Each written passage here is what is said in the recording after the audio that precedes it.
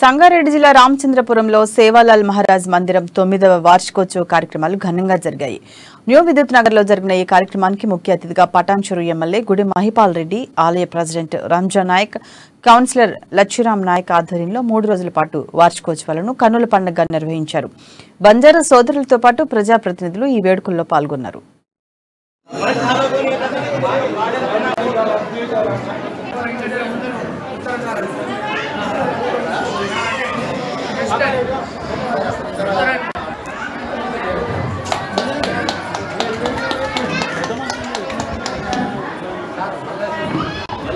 ఈ మీడియా నేను ముఖ్యంగా మీడియాతో రిక్వెస్ట్ చేయడం ఏంటంటే, ఈ మందిరం మేము కట్టడం ఒకెత్త అయితే మీరందరూ దీన్ని ప్రచారం చేసి ఎంఐజీలో రామరావు మహారాజ్ ఒక నెల రోజులు రామరావు మహారాజ్ అన్నప్పుడే మళ్ళీ ఒకసారి రిపీట్ చేస్తున్నాం ఈ మాట. ఎందుకంటే రామరావు అందరికీ నమస్కారం.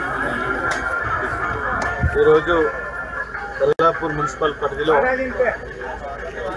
విద్యుత్ నగర్ ఆవరణలో జగదంబాదేవి సేవాలాల్ మహారాజ్ గారి 9వ వార్షికోత్సవం సందర్భంగా ఈ దైవ యొక్క ఆరాధనలో వాళ్ళందరూ కూడా ఉన్నారు.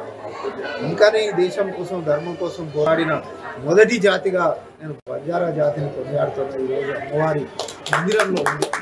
ఈ జాతి ద్వారానే, ఈ ధర్మం ద్వారానే